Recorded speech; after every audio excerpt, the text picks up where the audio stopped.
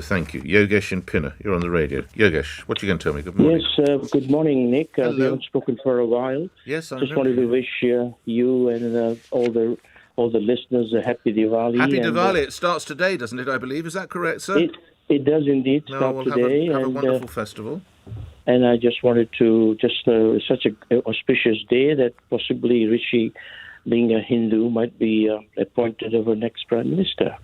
And is that good news, do you think? Would you be happy with that?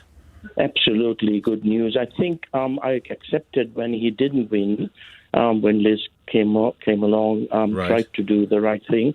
I wish he would have been selected as in the cabinet. I think things would have been better because that's what they were saying during the campaign, if you may remember. But Right. for some reason... Sorry, you mean the cabinet under Liz Truss, do you mean? Is that what... That's right, yeah. Right, I see. Because that's Okay. what he did say, if you remember, Nick, that he's willing to work under her if he doesn't get elected. Right. It never happened. No. But I think the right things happen. I think he will be able to command the cabinet. I think he'll definitely bring light over darkness. Right. And that's the most important thing. And you have yourself, as is Diwali, you have yourself a fantastic celebration over the next few days. Yogesh, good to hear from you again. It's been a while since we've spoken. Best to your family. Thank you. Steve's in Chelmsford. Steve, party unity. Is he going to achieve it? Good morning. Good morning, Nick. No, he's not. Ah. I totally agree with Nadine Dorris. I think that there's going to be massive infighting. You've still got those factions within that party. And I think potentially it'll all lead to them being forced to call a general election, early general election. And then How will they get force? annihilated. Because knowing that would be, I would have thought, almost annihilation for the Conservative Party. How are they going to be boxed into a corner? How will that take place? I think, as usual, like the media will get hold of it. Potentially there'll be protests. There'll be so much infighting within the party that I think that will force their hand anyway. So there'll be a no confidence vote that some of the Conservatives would support. Is that what you're saying? Yeah, I think it's going to go down that route. If it doesn't go down that route, they're going to lose the next election with Rishi Sunak anyway. He's already shown that he doesn't connect with the people. As was seen when he borrowed that guy's car and didn't know how to put fuel in it. That was down at New Cross, the Sainsbury's petrol station, yeah. Exactly. And then he tried the McDonald's thing, didn't he, with his breakfast or whatever, which was, like, again, sort of trying to connect with the general public, which failed miserably. Along with that, you've got all these tax issues. It is... Whoever gets it is going to be a very daunting time. Eye-watering decisions coming our way, Steve, as, of course, the new Chancellor, Jeremy Hunt, has said. Steve, thank you. Michael in Doncaster. Michael, your reaction? Hello. In my opinion, the best man is Rishi Sunak. Right. Why is it in this country that we tend to criticise anybody that's made a lot of money by their own talents? Right. Why is that? You're jealous of him, and they say, "Oh, he can't identify with the middle classes because he's got too." Absolute nonsense. That was a bit embarrassing when he didn't know how to fill his car up. Well, in fact, Oh, it wasn't that was even his rubbish. car. That was total rubbish. That was the camera. That was the media. They took advantage of it. No. Lastly, Michael, they invited the media down there to watch the then Chancellor put petrol in someone else's car, which is even more bizarre.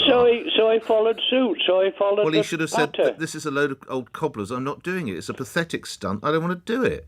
Oh, don't be silly. Then people would say he's snobbish. He's out of touch. He didn't emerge well, did he, from not knowing how to pay for petrol? Oh, that was a ridiculous thing to say. I mean, that's nonsense. Listen, this is a serious business now in this country. We need a talent. We need somebody who is good. And we've got him at last. Michael, thank you for your strong views. I sense the next person with whom we're going to speak is going to share my views, perhaps not for the same reasons we're about to find out. I speak of Conservative MP and Home Secretary Grant Shapps, who joins me now. Mr. Shapps has an article in one of the newspapers this morning, the Daily Mail, in which he writes, "We, i.e. the nation of the Conservatives, we get to calm down, put the leather driving gloves back in the sock drawer and return to grown-up politics and economics." The Home Secretary is here to explain. What exactly are we doing now then, Mr. Shapps? Good morning. Morning. The beginning of the article talks about how It's as if there was a little bit of a midlife crisis going on for the with the party, experimenting with new things and including, I think, doing something actually not very conservative, which was cutting taxes and using borrowing to fund it, which is, I think, fundamentally the wrong way to go. And of course, everything that Rishi Sunak campaigned against in the summer.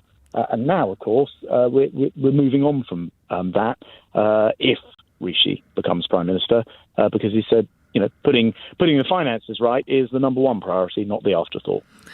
If you look at the numbers, I think we could replace that if Home Secretary with a when, or do we say now it would be advisable for Penny Mordaunt to stand aside? Well, no, I think that's up to Penny to decide. I mean, I know that Rishi certainly doesn't consider it in the bag. He's speaking to colleagues all throughout this morning. We'll find out just after lunch whether or not this will go to a membership round, and the time will tell. So no, I don't. Never assume anything. Have we not learned anything? Never assume anything in politics. What are the talents that Mr. Sunak has? And I remind my listeners, you supported him in the hustings 6-7 weeks ago, whenever it was. What are the talents that you would advocate? I would say he's the guy who took us through, the pandemic, created the furlough scheme that saved so many businesses and jobs in this country, and actually was right in his fundamental analysis that what you need to do is bear down on inflation and grow the economy and then cut taxes, not try and do it in the opposite order, which has not worked for the markets. Now, you may say, well, I don't care about the markets. The point is, it's not worked for people's mortgages or car loans or borrowings, because, in a world where interest rates are in any case going up because of Putin's evil war and the inflation that's brought with the higher energy prices, so we understand interest rates are going up everywhere, we shouldn't be pushing them up higher because the markets are concerned about our fiscal policies, our borrowing, in other words. So I think that's what he represents, plus taking us really, delivering the 2019 manifesto that people actually voted for. So I think that's the other key point here, and I think that's what he'll deliver. We're speaking with you as Home Secretary. I've lost count of how many times we spoke when you were Transport Secretary. I wonder if you can get a word from you on this. Councils that implemented low-traffic neighbourhoods during the pandemic have seen bigger increases in car use than boroughs that did not, according to government driving statistics.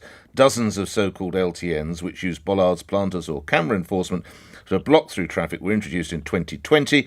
In a government package to encourage active travel, the schemes were promoted as climate-friendly, yet Department of Transport figures show total vehicle miles driven in the 10 inner London boroughs that introduced LTNs rose by an average of against those that did not.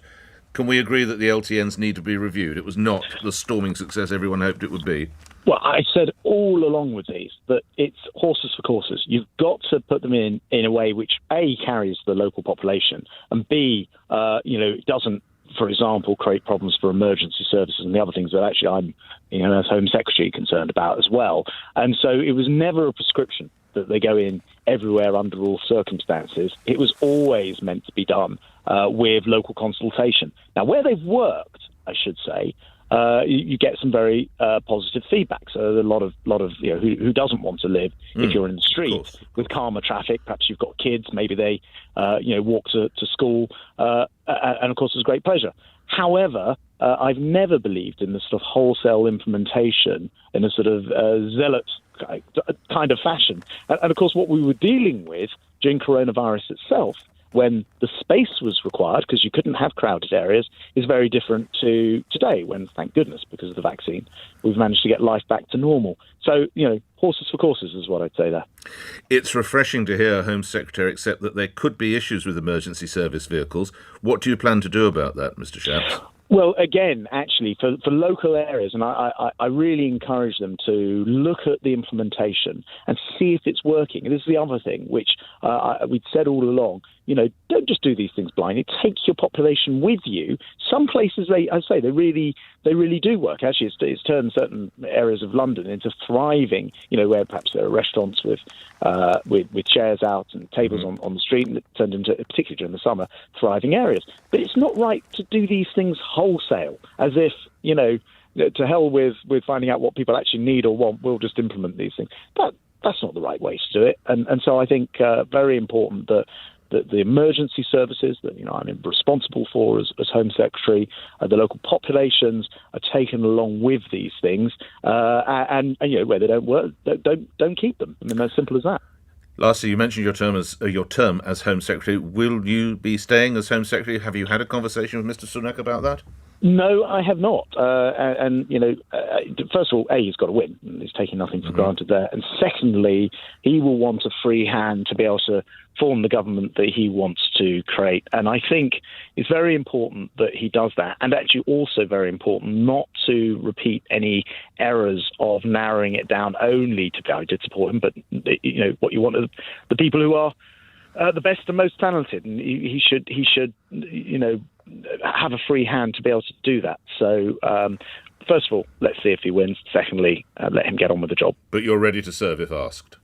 Well, of course I am. It'd be odd to say anything different. It's the security of the nation. It's counter-terrorism. It's the borders and immigration. It's an incredibly important role. However, a new Prime Minister must have a free hand to implement the top posts that he or she wants to put in place. Thanks for coming on the show. Home Secretary Grant Shapps appearing here on LBC. We're at 8:33. Remind you, Keir Starmer taking your calls after 9. Sorry, Sir Keir Starmer taking your calls after 9. 8:33 now. Breakfast with me, Nick Ferrari on LBC News. Now, Simon Conway. The former Conservative leader Lord Howard has told LBC Penny Mordaunt should stand aside to let Rishi Sunak become the next Prime Minister. He will be declared the winner of the Tory leadership contest if Miss Mordaunt fails to secure nominations from 100